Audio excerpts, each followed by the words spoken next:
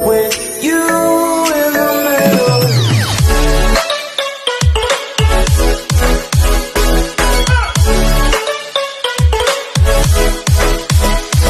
Yo.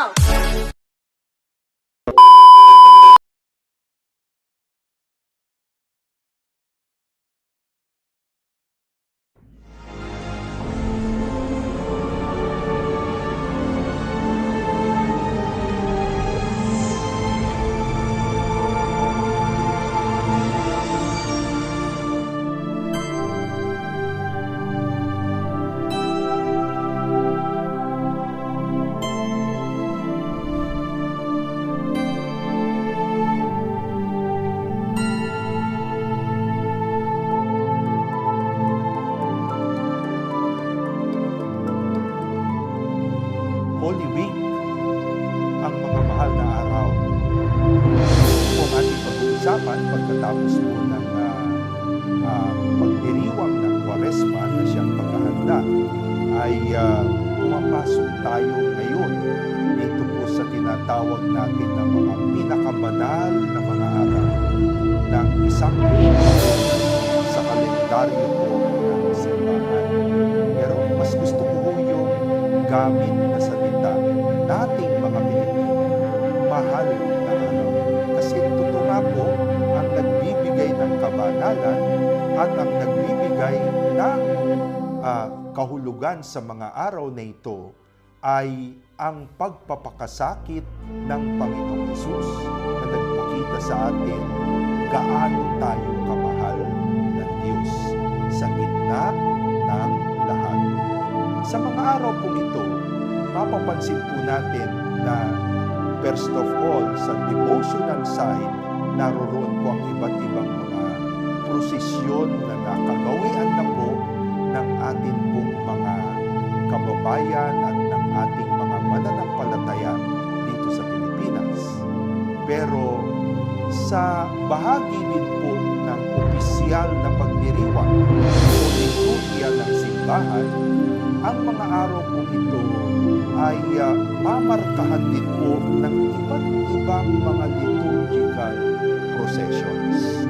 Sa Palm Sunday o Domingo de Palaspas, ang tawag ng iba, meron tayong prosesyon ng mga tao kasama ang ministro na dala-dala ang mga palaspas, pagkunita sa pagpasok ng Panginoon sa banal na lungsod ng Jerusalem.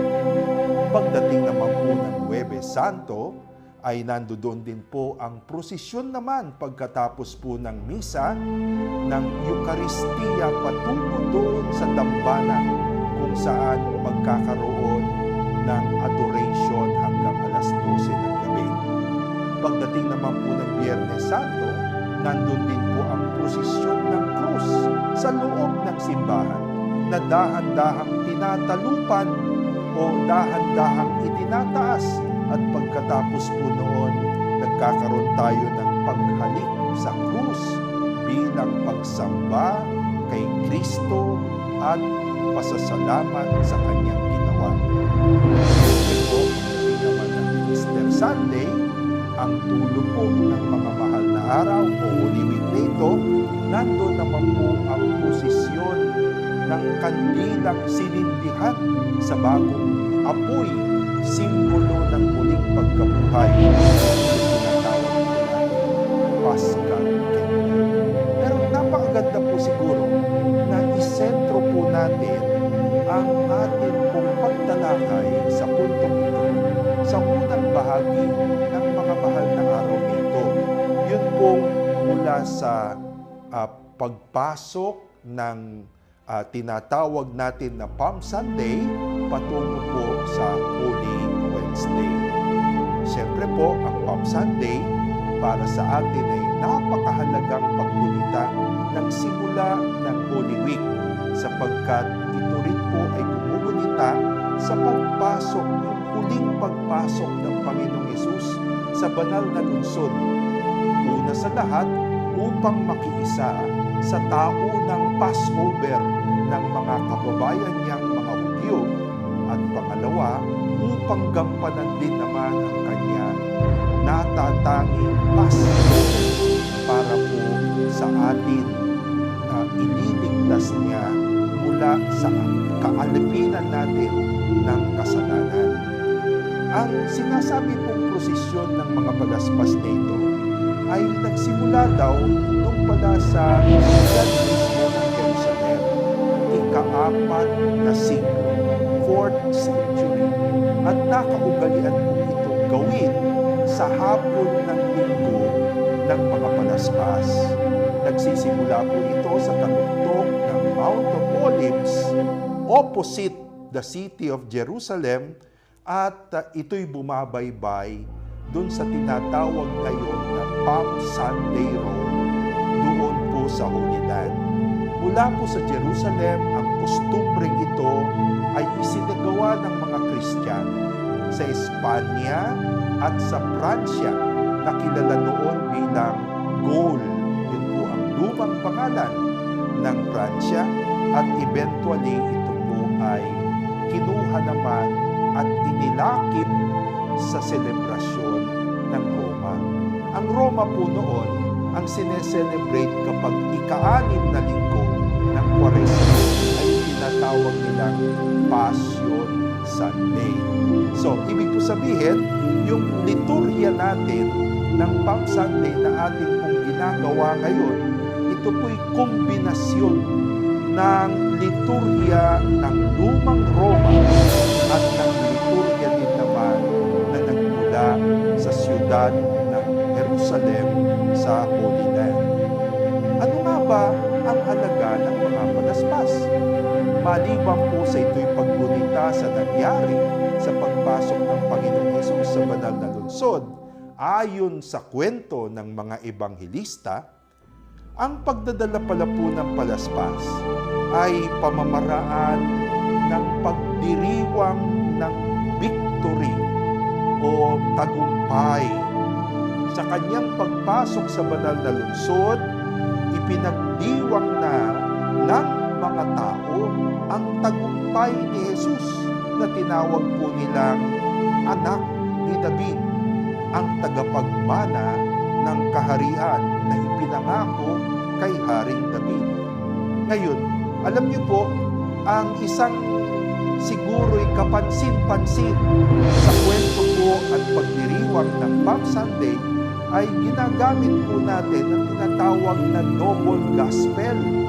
Maliban doon sa kwento ng prosesyon, sa pagpasok sa banal na lungsod, dala-dala natin ang mga palaspas, nandun din po ang pagsasadula o dramatic reading ng Ebanghelyo, either kay Mateo, kay Marco, o kay Lucas, depende po sa liturgical year.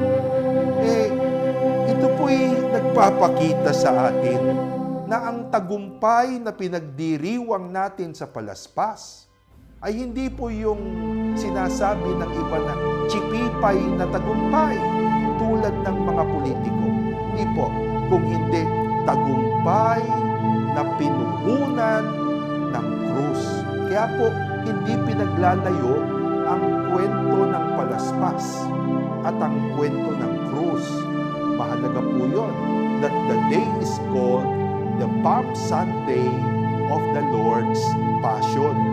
Naalala natin, ang Panginoong Hesus mismo ang nagsabi sa Ebanghelyo ni San Juan, "When I am lifted up, I will draw all to myself."